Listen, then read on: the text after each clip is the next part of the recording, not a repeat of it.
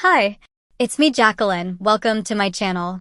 If you're new to the channel, then please subscribe my channel and visit my Patreon page, link in the description.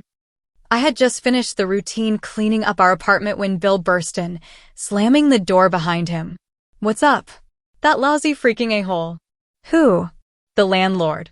He stopped me in the hallway and demanded the rent we owe, right in front of those two foxy chicks from 407. I felt like crawling under a rock. The bastard knew they overheard him and even checked out their reactions to the confrontation. Why'd he want to do that? He probably figures that we've been itching to get into their panties.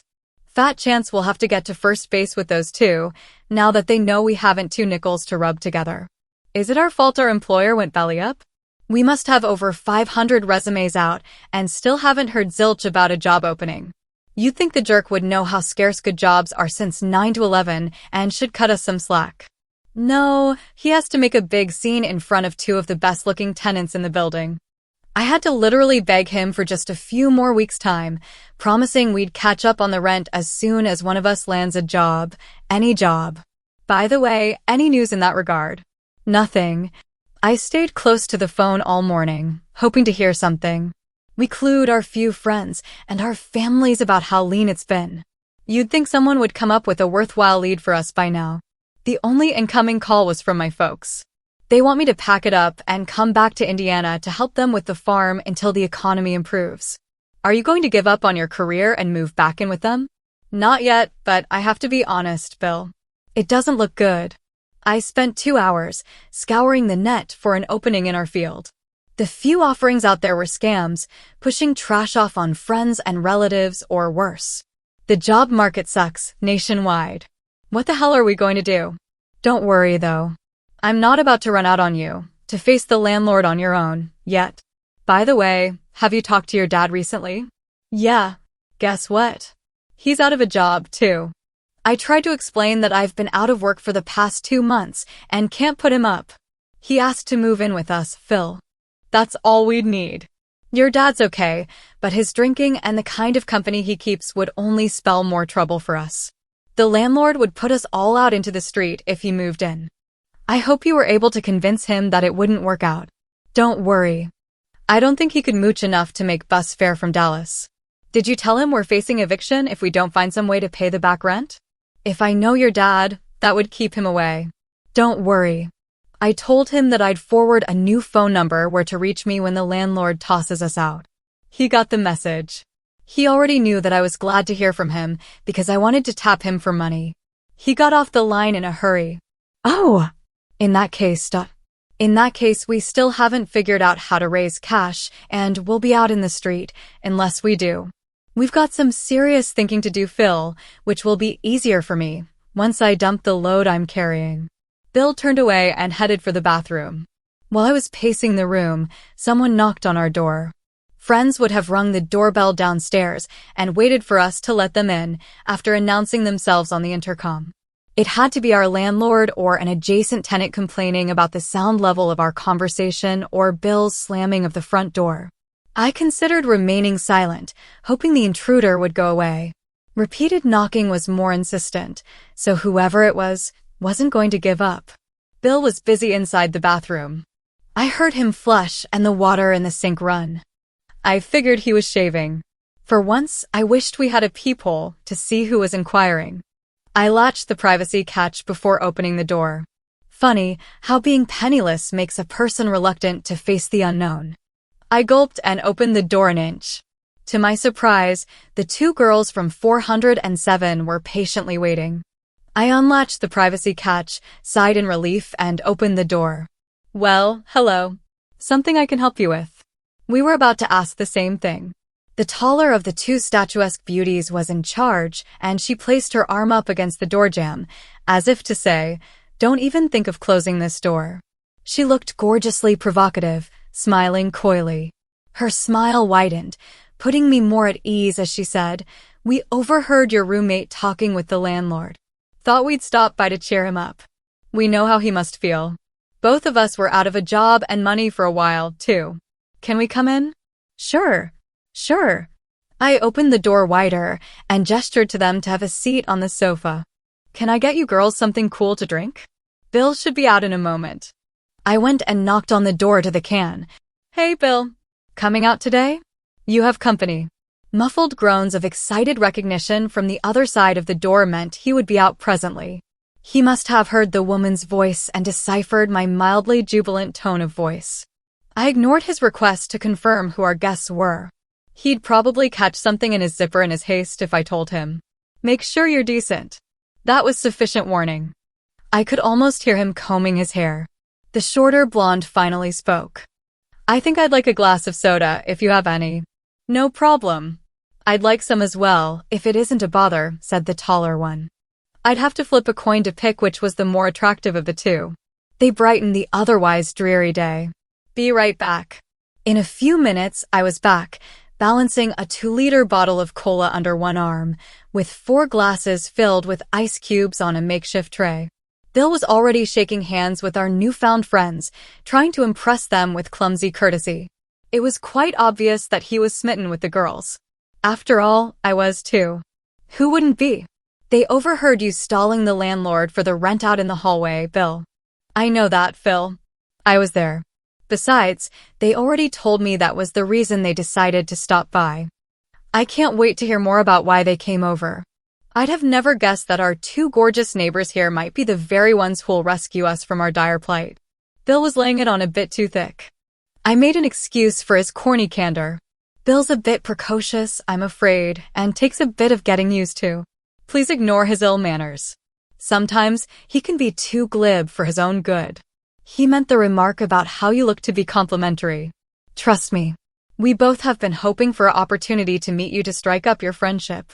Well, to be as blunt as your friend is, that's why we decided to drop by. Frankly, we too were out of work for a while last year, which led us to a terrific way to tide us over a few lean months.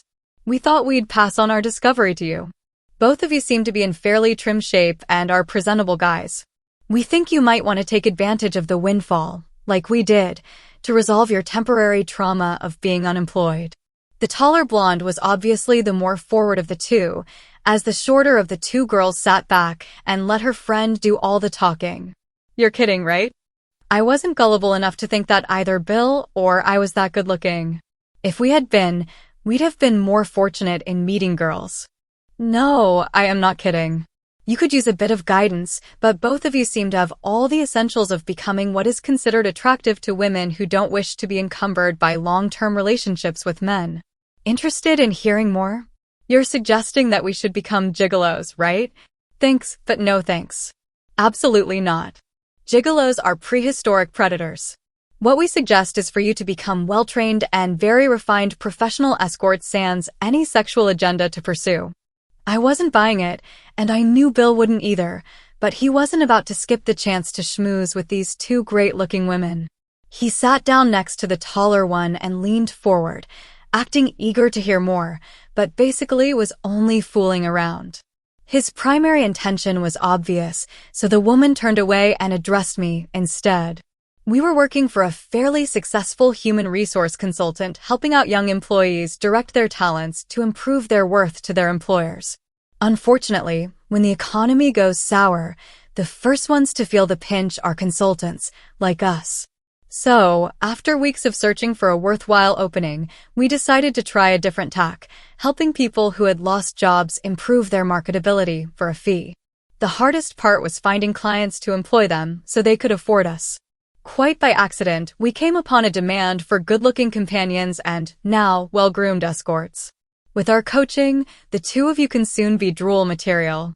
If becoming escorts doesn't seem attractive, at least, you'll be in a better position to score points with the opposite sex. Bill and I looked at one another and shrugged. Neither of us was opposed to making a better impression on the ladies. Almost in unison, we turned to her and said, "How?" I added a word of suspicion. "I don't get it. What's in it for you?" "After we help you develop your latent talents, we'll manage you, charging a modest commission in return for our training and referrals." Sound fair enough? What do you consider to be modest? Oh, say 10% of whatever you'll receive in the way of compensation from clients and benefactors for the first 6 months, or until you find better career employment. Benefactors? I sat down, curious to hear more of their scheme. Be our agents? No, not agents. We won't be directly involved in promoting your services. We'll merely put you in touch with the agencies willing to engage your services as escorts. Successful people often prefer great-looking companions to accompany them out in public without worrying about personal or, more importantly, sexual involvement. Wealth often forces people to be cautious and wary of unwanted personal entanglements to the extent of being leery of the people they meet socially. Hiring a person as an escort gives them an intermediary agency to which they can specify precisely what they expect, assuring that the selected individual is advised in advance of the impersonal nature of the engagement. So no one ever misunderstands and tries to use the arrangement as an overt invitation to pursue courtship. How long will it take, the development of our latent talents? Not long. It depends on how willing you are to learn and your ability to absorb what you need to know to do well. Not much more than a month of serious effort, I believe. Bill replied. Well, I doubt if we have half that long.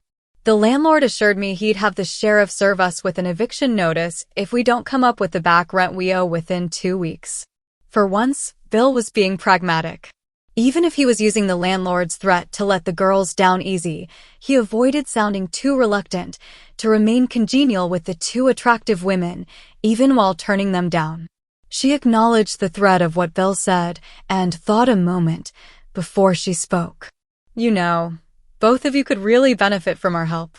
We've been here for more than a few minutes within which propriety would mandate introductions, yet neither of you has asked us our names. Don't you feel that is inappropriate social behavior? We both stammered at her words a bit, and I stood up and finally responded. Please forgive us.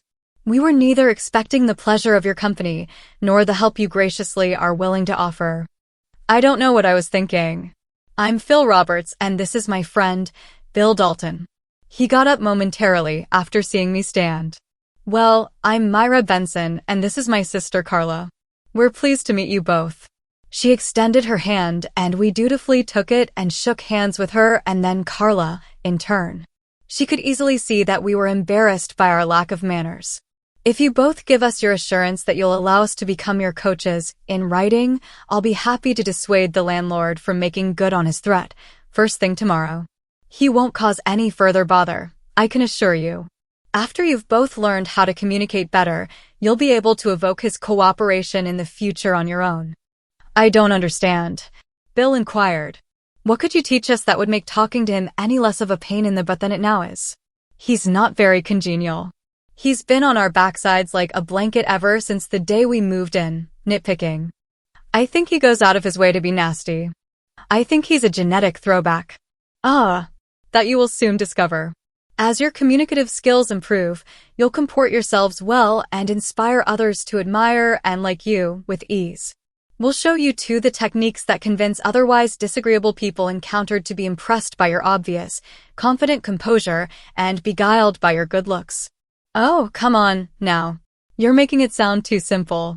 You want us to believe that we can become suave, like Sean Connery in 1 month's time? No way. You obviously doubt our skills. Would a demonstration help to convince you? I adore being challenged. Sorry, I don't mean to sound insulting, but we're not exactly country bumpkins. I wish that you were. You'd be far less difficult to persuade. However, false pride is the main reason you lack the admiration of your peers.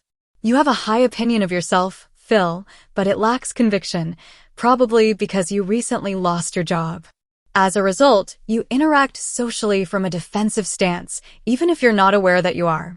You made that clear to me when you doubted our motives, when you failed to introduce yourself to us properly, and also when you took our presence for granted, shouting to Bill through the closed bathroom door when he was indisposed.